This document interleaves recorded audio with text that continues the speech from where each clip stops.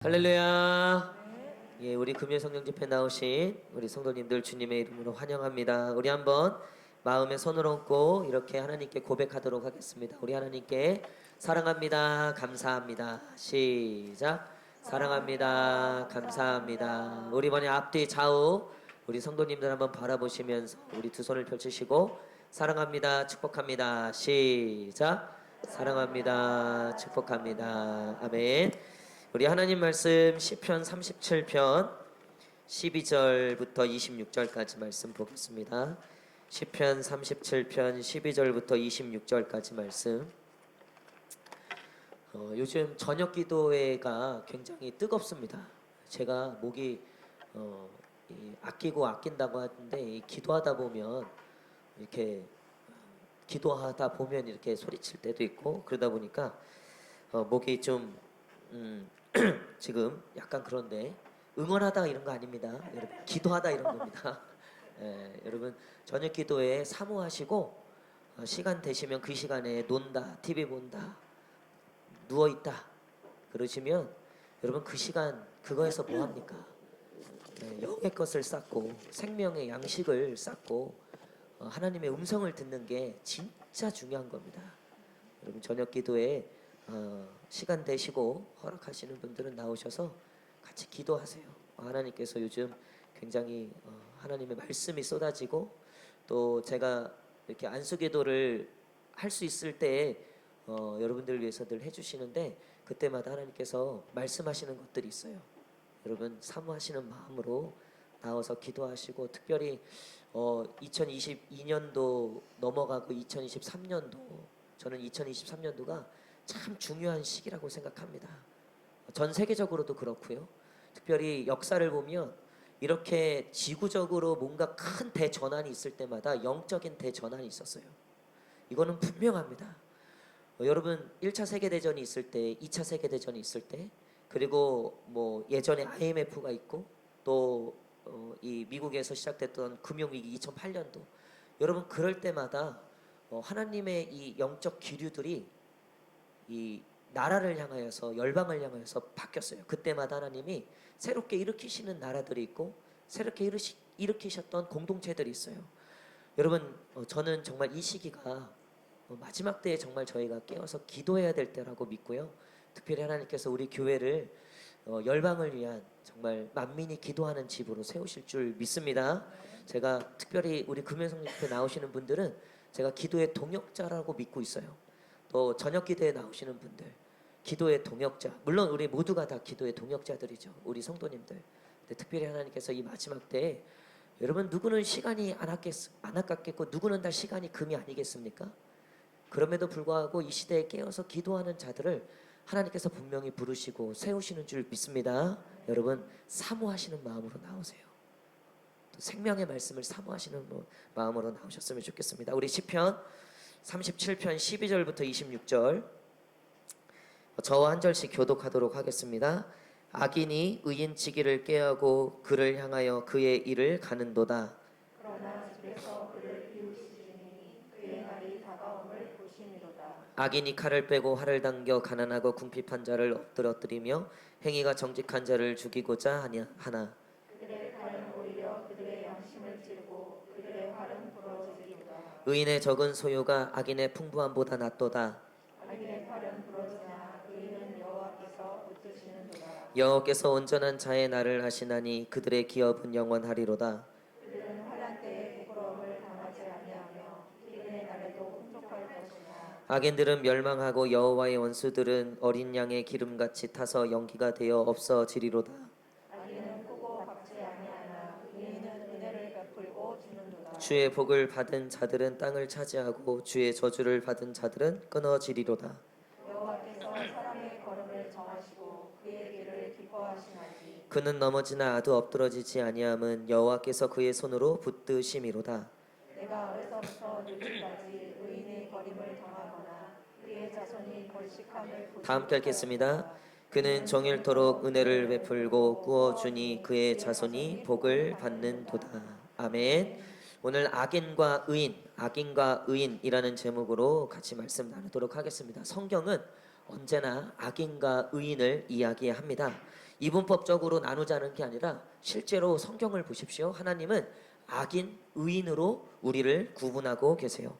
하나님께서는 성경 말씀을 통해서 잠언, 시편, 전도서, 창세기부터 요한계시록까지 보면 결국 하나님의 사람들과 그렇지 않은 사람들을 구별하고 있음을 보게 됩니다. 여러분, 악인은 어떤 사람들입니까? 우리 한번 따라하겠습니다.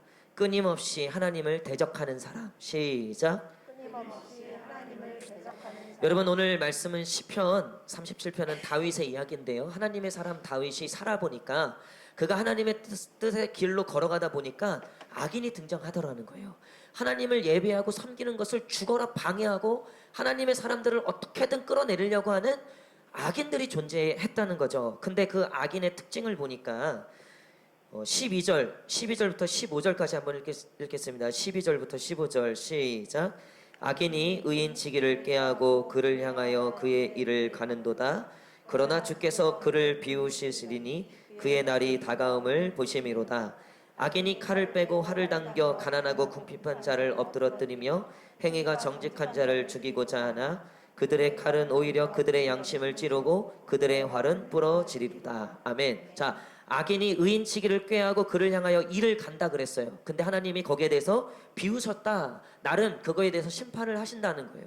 근데 그 이야기를 들었음에도 불구하고 악인이 또 어떻게 합니까? 칼을 빼고 활을 당긴다고 되어 있어요. 그러니까 악인은 끊임없이 하나님을 대적하는 자라는 거예요.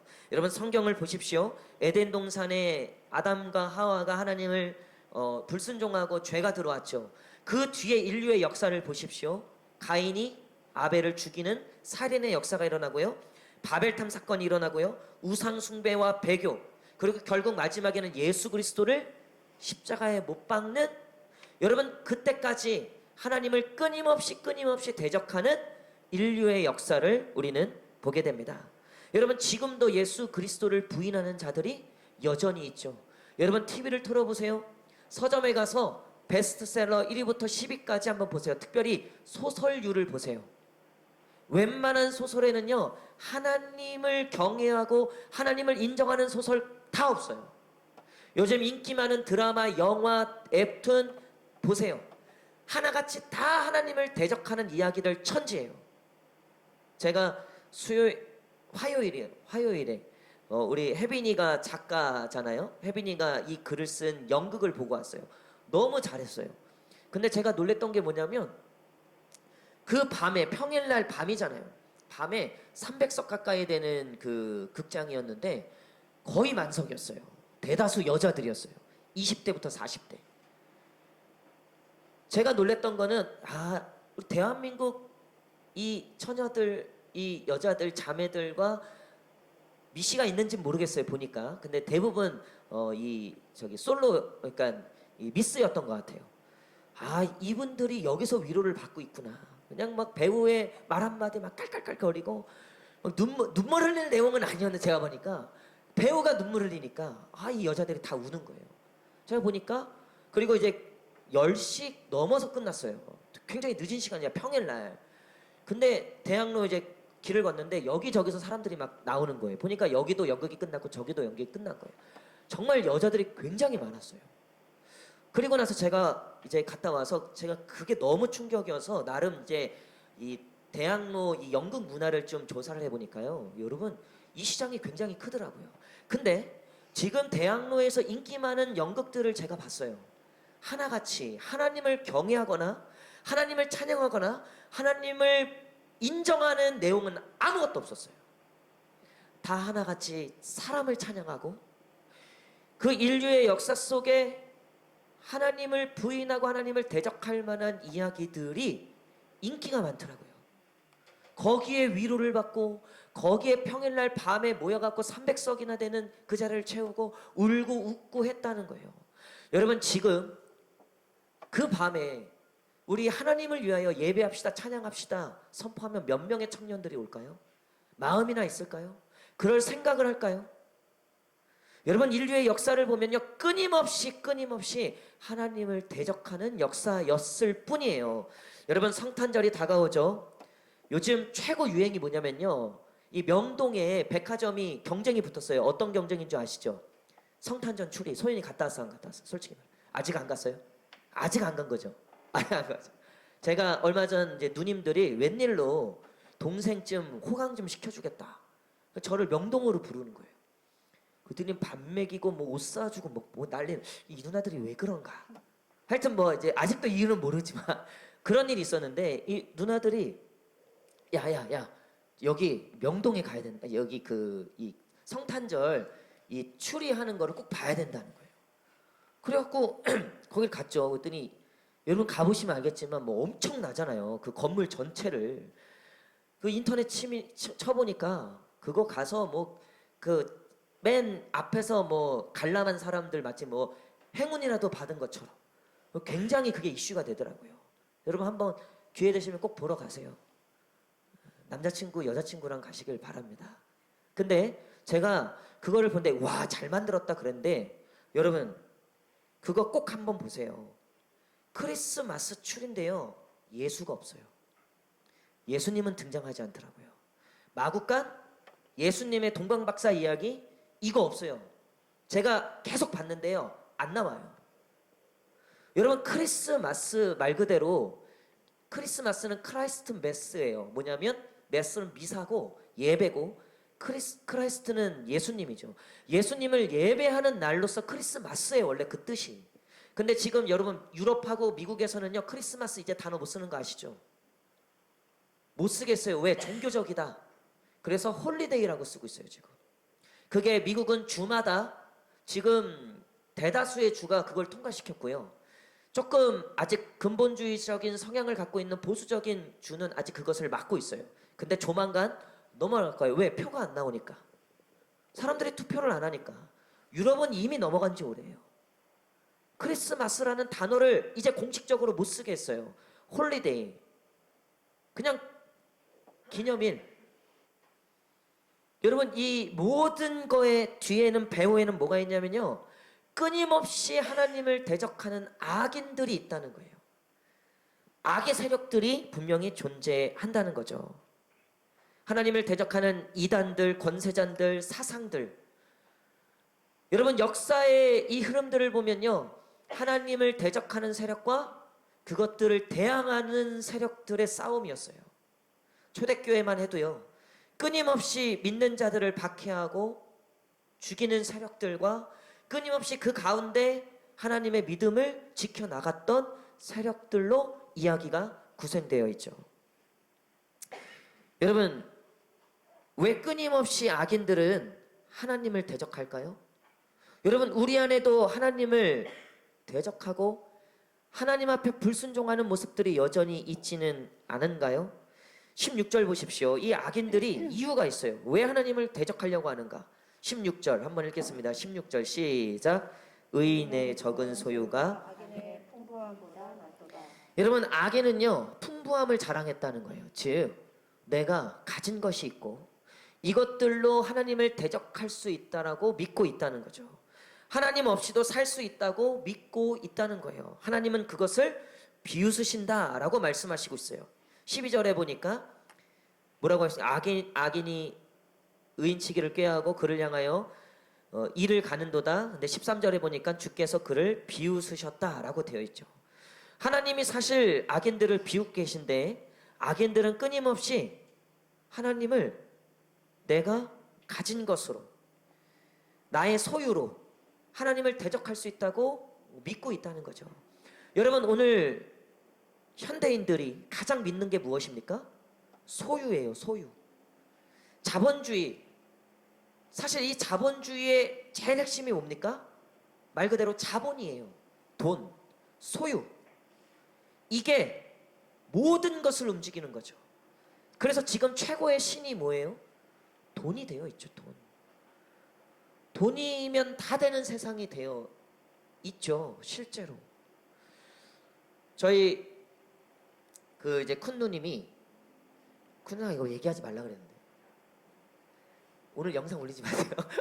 큰 누님이 이제 철원에서 한 17년 장사하시다가 이제 장사가 너무 이제 나이도 들고 이제 어느 정도 이제 자식들도 다 키우고 해서 이제 다시 고향으로 돌아왔어요. 이제 서울로 다시 나왔는데 그러면서 이제 거기 처분 다 하고 아직 이제 68년생이시거든요. 큰 누나가. 근데 아직 이제 좀 젊으면 젊은 거잖아요. 그러니까 앞에 뭘 해야 될지에 대한 사실 계획을 구체적으로 안 하고 이제 나온 거예요. 근데 나오면서 거기서 이제 모은 돈으로 이 파주에 무슨 조그만 이 상가 조그만 거 한 칸을 샀어요. 그래서 그거를 이제 세를 준 거죠. 세를 거기 이제 어떤 가게가 들어와 있어요. 근데 이제 저희가 이제 누님들 만나갖고 그날 얘기하는데 제가 큰 누나한테 누나 이제 어떻게 할 거야? 계획은 가지고 나왔어? 어떻게 할 거야? 그랬더니 나머지 2번, 3번, 4번이 야 삼녀라 딴 건 몰라도 야 너는 큰 누나 위해서 걱정하지 마. 차라리 2번, 3번, 4번을 위해서 기도해줘. 그러면서 하는 말이 아니 큰 누나가 지금 백수인데 큰 누나를 걱정해야 되니까 그 파주에 있는 그 상가 하나 조그만 거를 이제 산 그거에 월세가 매달 네, 금액은 얘기하지 않을게요. 안 얘기했어 누나. 근데 그러니까 그 매달 놀고 있는데 백수인데 매달 거의 제 살인만큼 들어오는 거예요. 내가 깜짝 놀랐어요. 누나 그거 11조 어디다 하고 있어? 제가 내가 물어봤는데 야 그러니까요. 제가 봤을 때 야 이 조그만 상가 하나 갖고 있는 것도 이건데 야 진짜 그 건물 하나 갖고 있거나 흔히 말하면 건물주 야 이 사람들은 야 진짜 이게 사는 게 다르겠다. 그러니까 우리랑 달라요 여러분. 혹시 여기 건물주들이 있나 모르겠네. 여러분 사실 우리가 사는 사회 세상은요 이 소유가요 권력이고 힘이에요. 돈 있다 하면요 다르게 보이죠. 그쵸? 돈 있다 그러면요 건물주다 이러면요 다르게 보인다고요. 나도 그러길 원한다고요. 여러분 근데 악인이 하나님을 비웃었던 이유는요 대적할 마음이 생겼다는 거는요 그가 이거면 하나님 없어도 되겠다 라고 생각했던 거예요. 근데 거기에 대해서 하나님이 지금 뭐라고 말씀하시는 거예요? 의인의 적은 소유가 악인의 풍부함보다 낫도다. 할렐루야. 여러분 우리 믿는 자들은 그 악인의 형통함에 우리가 부러워하거나 시기하거나 그 악인의 형통함에 우리가 절망하지 않는 이유는 하나님이 그 악인의 소유를 비웃으신다는 거예요. 네가 아무리 그걸로 까불어도 나한테는 안 된다. 그걸로 나를 이길 수 없다. 결국 하나님의 뜻이 하나님의 복음이 승리할 것이다. 여러분 그래서 17절에 보니까 악인의 결론이 어떻게 됩니까? 17절 시작. 악인의 팔은 부러지나 의인은 여호와께서 붙드시는도다. 아멘. 여러분 당시에 이 팔을 부러뜨린다는 의미가 뭔지 아세요? 당시에 우상을 섬기고 무언가를 위하여 예배를 드릴 때 지금처럼 가만히 앉아 있는 게 아니에요. 예물을 드려야 되고 그것을 향하여 손을 들어야 되고 하는 이 의식들이 있었어요. 팔이 부러졌다는 것은 예배를 드리지 못한다는 뜻이었어요.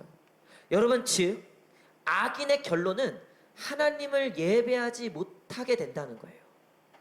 그가 소유를 탐하고 하나님을 대적하는 일들을 반복하면서 결국 악인의 결론은 팔이 부러지는 거예요.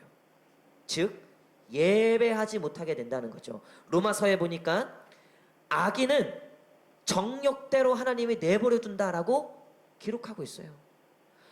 악인은 결국 팔이 부러지는 거예요. 여러분 우리가 하나님을 대적하는 결론은요 하나님을 더 이상 예배하지 않아요. 하나님께 더 이상 기도하지 않아요. 하나님의 말씀을 더 이상 사모하지 않아요. 하나님을 더 이상 의지하지 않아요. 하나님을 더 이상 찾지 않습니다. 왜? 이미 악인이 되어 있기 때문에 소유에 만족하며 세상에 만족하고 팔이 부러진지도 모르고 그러고 살아가고 있는 거죠. 여러분 우리가 지금 하나님을 대적하는 악인의 상태 가운데 들어가 있지 않은지 깨어 돌아봐야 한다는 거예요. 근데 의인은 어떻습니까? 의인은 여호와께서 붙들어 주신다. 할렐루야. 여러분 의인은 소유가 없고 악인의 화살에 맞아 쓰러지고 악인의 대적함에 오늘도 고난 가운데 넘어지고 어려움 속에 있을지라도 그 영혼들은 하나님께서 붙들어 주시는 줄 믿습니다. 여러분 하나님의 붙드심이 뭐냐? 우리 한번 따라하겠습니다. 의인은 끊임없이 하나님을 예배한다. 시작. 의인은 끊임없이 하나님을 예배한다.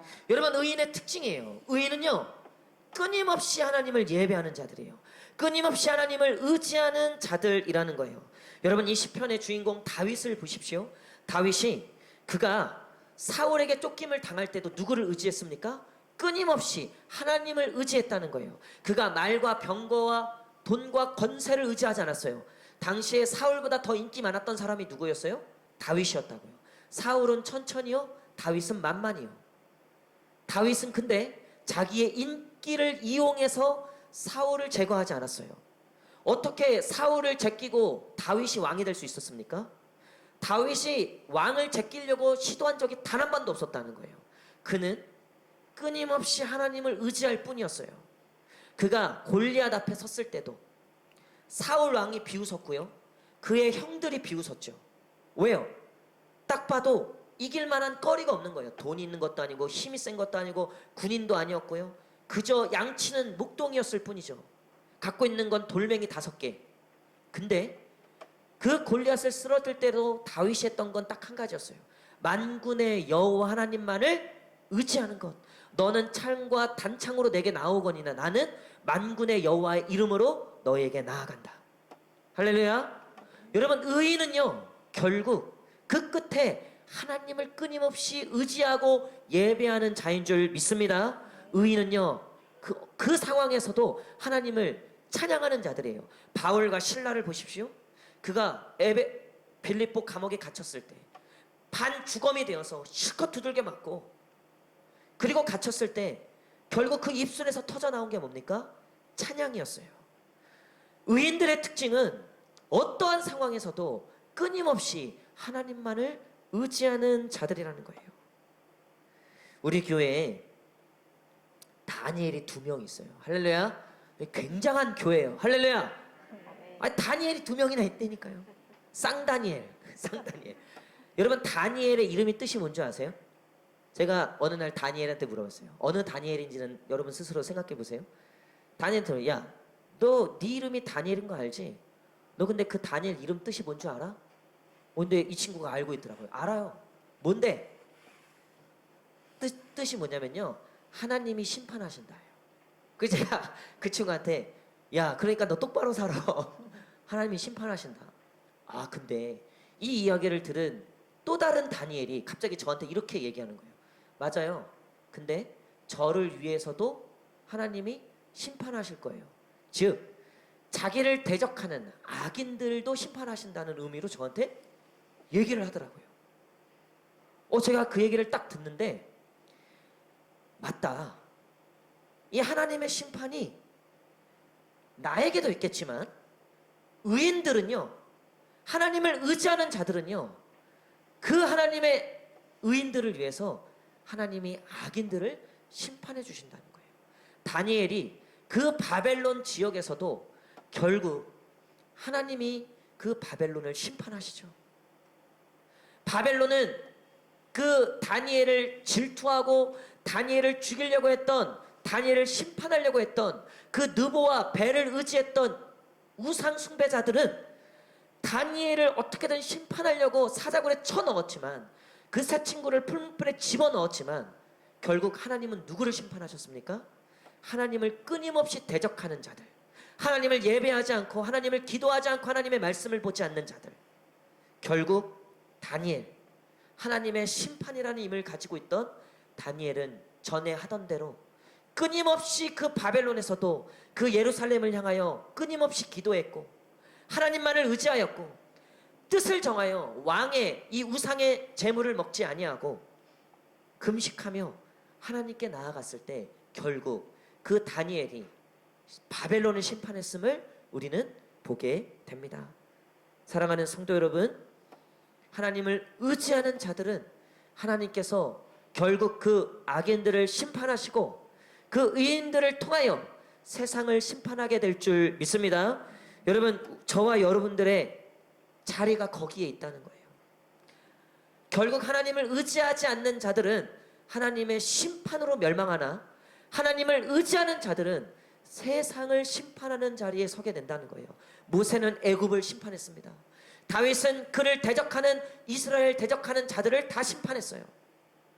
모세 역시 그랬고 다윗 역시 그랬고, 예레미야, 이사야, 하나님의 선지자들, 그리고 예수 그리스도를 통하여 결국 세상을 심판하셨죠.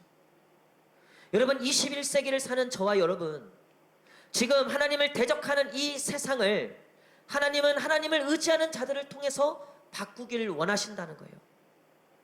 그들을 출애굽시키시기를 원하시고, 다시 무너진 다윗의 장막을 세우길 원하시고, 다시 잃어버린 세대들을 세우길 원하신다는 거예요. 여러분, 근데 그런 자들은 끊임없이 하나님을 의지하는 자들이라는 거죠.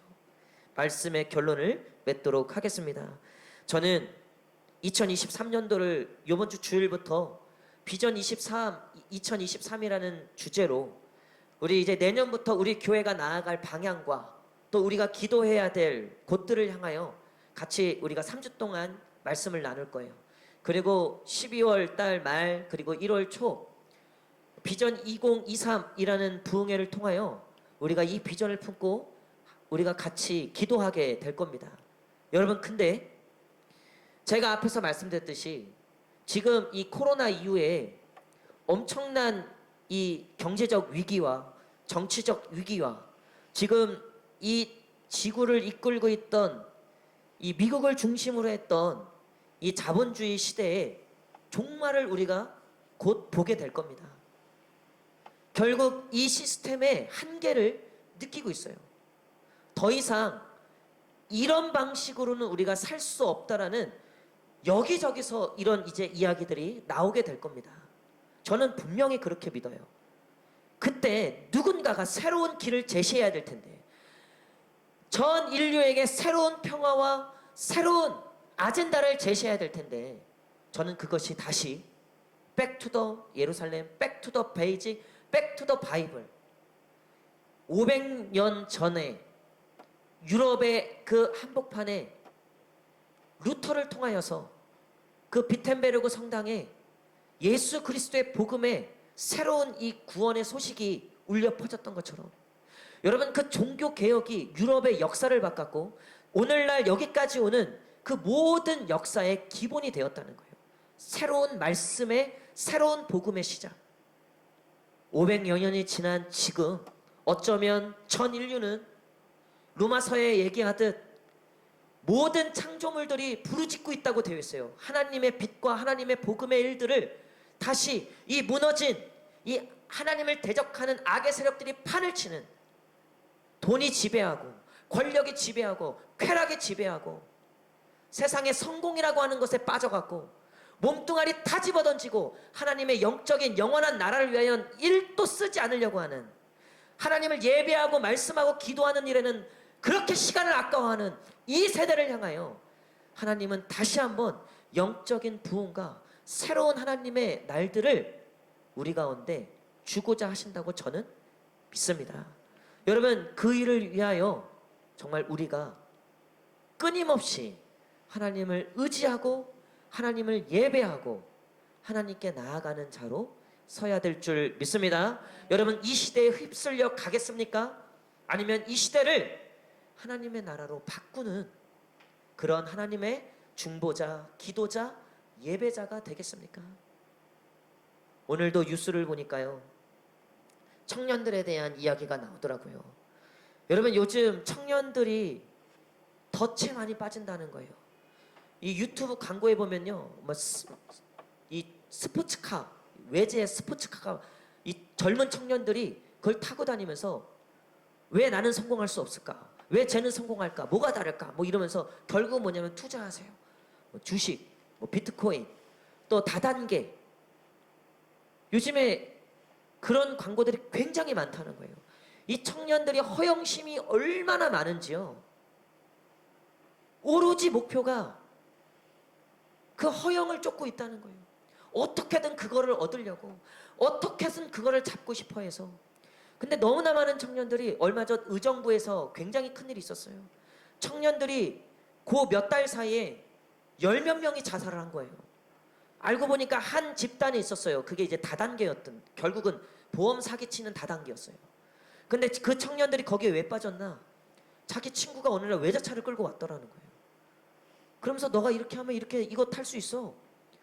막 좋은 롤렉스 이런 식의 옷 한 벌이 막 몇십만 원 하는 그런 티셔츠 입고 나타났다는 거. 너도 할 수 있어. 너도 이렇게 할 수 있어.